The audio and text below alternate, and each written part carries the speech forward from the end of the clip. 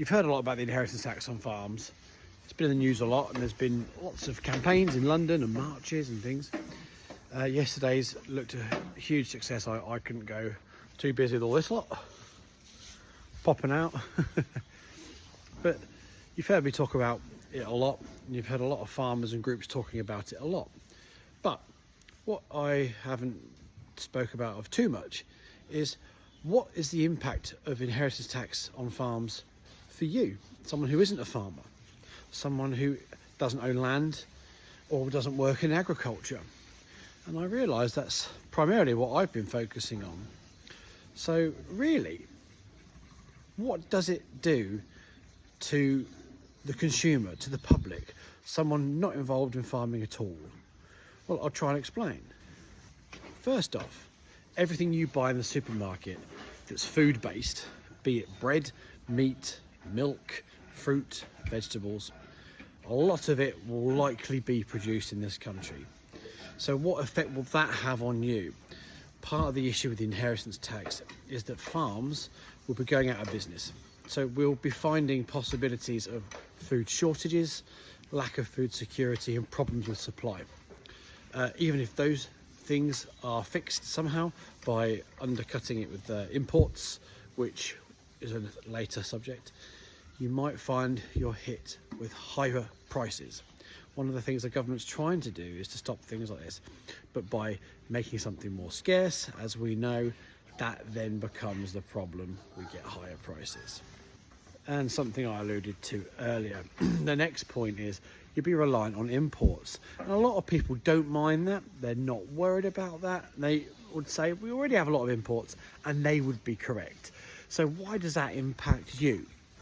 It'll impact you in the sense that, again, previous causes, the scarcity of products might be apparent in imports. Look at the instability there is with the Ukraine war, or look how quickly we had food shortages during COVID. Let's say the UK broke out with COVID and suddenly other countries didn't even ship here or have any contact with us to spread the disease, so they would not ship here.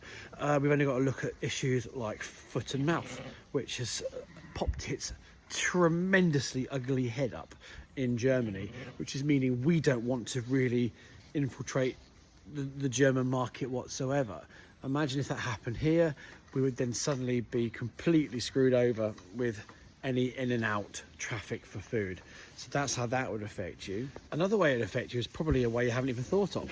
I've said to you about prices and food shortages and some scaremongering, you might argue, but also something we take massively for granted, especially when one lives in a city, is the access to fresh air and countryside. Now, those things wouldn't exist if it wasn't for farming. Farmers look after the countryside. We're custodians of the countryside.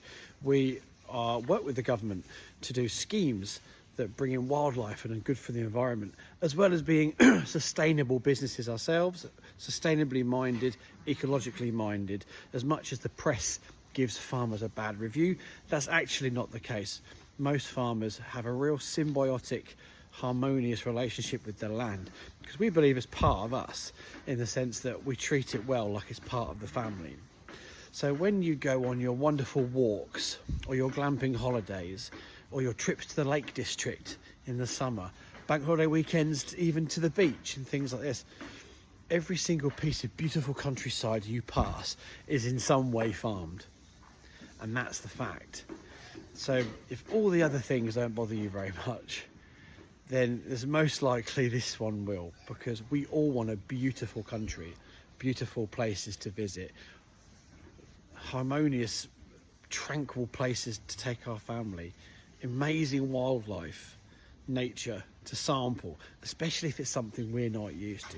And in a world of disconnection like we have with social media, kids on screens, we've all heard the stories, we need to ensure that countryside exists excuse me, for all of those children who don't have access to it. It needs to be there when they're ready to access it.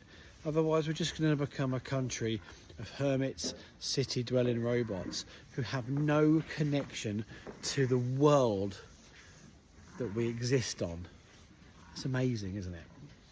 So there's a few cool reasons, but remember, the fundamental is if you don't have farms, you don't have food, and that is cold hard fact. Thanks for watching again. Cheers.